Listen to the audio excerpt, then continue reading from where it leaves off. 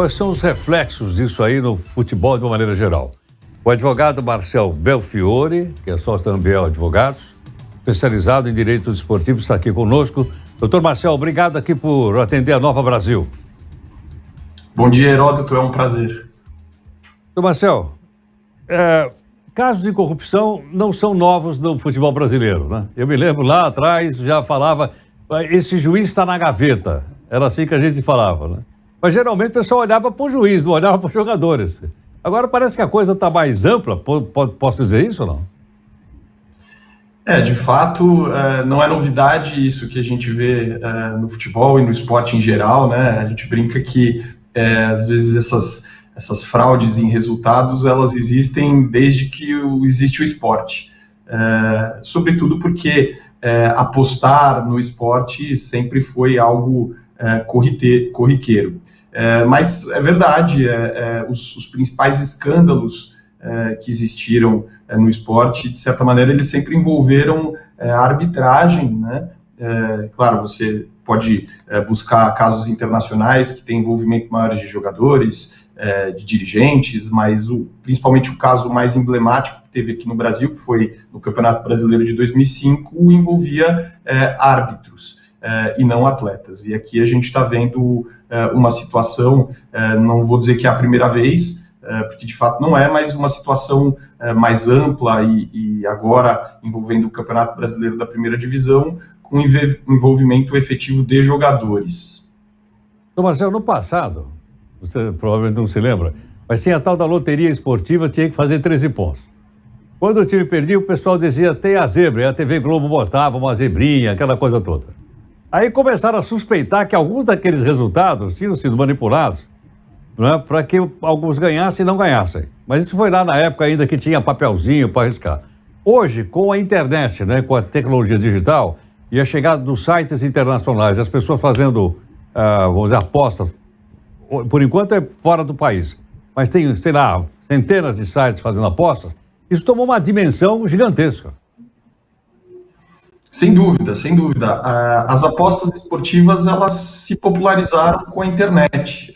Hoje, o acesso a uma aposta é extremamente fácil. O apostador entra em vários sites, né? Ele pode escolher, ele tem um cardápio enorme de sites que realizam apostas e com um clique ele consegue transferir o dinheiro, fazer a sua aposta e receber quase que em tempo real o fruto da sua aposta. Isso no passado, como você disse, era mais difícil, o acesso era um pouco mais complexo, né? A pessoa tinha que ir a uma casa de aposta para realizar a sua aposta, depois coletar o resultado e tudo mais. E ainda com o aumento dos sites de aposta, isso virou também um prato cheio para o apostador corrupto, vamos dizer assim, ou para o cooptador, porque ele ainda consegue pulverizar as suas apostas fraudulentas e tentar dessa forma ficar abaixo dos radares, né? São grandes quantias de dinheiro, elas não aparecem num site só. Eles usam laranjas para fazer as apostas dessa forma super simples, em vários sites diferentes, então fica pulverizada a sua aposta de uma forma que os volumes de dinheiro não aparecem tão facilmente. Agora, Marcel, forjar então resultado, né, para obter vantagem, está capitulado no nosso Código Penal ou não? Ele não está capitulado no Código Penal, mas ele está capitulado no Estatuto do Torcedor como um crime. Então, o fato de não estar no Código Penal não significa que ele não possa estar em outra lei e não possa ser considerado um crime. O artigo 41C do Estatuto do Torcedor, ele estabelece como crime essa prática, ele estabelece não só a prática de quem recebe a vantagem e altera, frauda um resultado de uma competição esportiva, mas também quem dá vantagem ao terceiro buscando esse favorecimento. Então, em ambas as situações, existe uma pena prevista, uma pena que varia entre 2 e 6 anos, e multa, ou seja, é um crime ainda que não esteja no Código Penal. Então, Marcel, isso acontece também em outros países do mundo? Sem dúvida, a aposta, escândalos de aposta, eles ocorrem no mundo inteiro e, como eu disse, desde que o esporte é o esporte. Mas, com o advindo da internet, ele, de fato, aumentou muito. E existem escândalos no cricket, escândalos no tênis, escândalos no próprio futebol europeu. Esses casos não são incomuns. A diferença, obviamente, é o trato que cada país, cada federação esportiva dá a esse assunto, com punições, buscando punições severas, punições exemplares a quem está envolvido nisso, que podem chegar até o banimento definitivo do atleta no esporte que pratica. Perfeito. Doutor Marcelo, isso acontece mais no esporte chamado profissional? Porque antes a gente tinha o esporte não profissional. As Olimpíadas, acho que hoje profissionalizou tudo, né? Isso acontece, claro, no esporte organizado de forma geral. Não faz distinção entre o que é o esporte profissional e o que não é.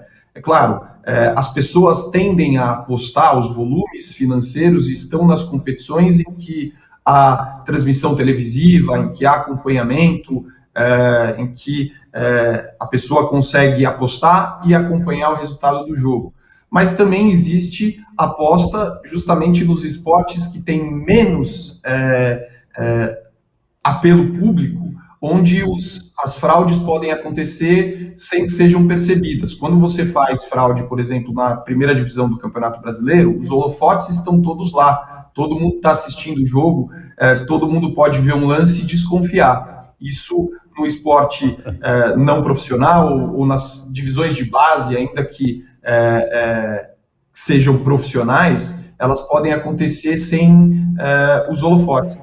Então, isso fica mais fácil para que se realize uma fraude e ninguém perceba. Por outro lado, é muito mais fácil você apostar mais dinheiro num campeonato brasileiro, numa primeira divisão, porque o volume de apostas nessa competição é muito maior. Então, você consegue colocar mais dinheiro no seu resultado fraudado, sem que isso seja percebido de forma tão latente, porque o volume de apostas nos resultados em geral, ele já é grande, porque é uma competição bem mais televisionada, bem mais visível ao público.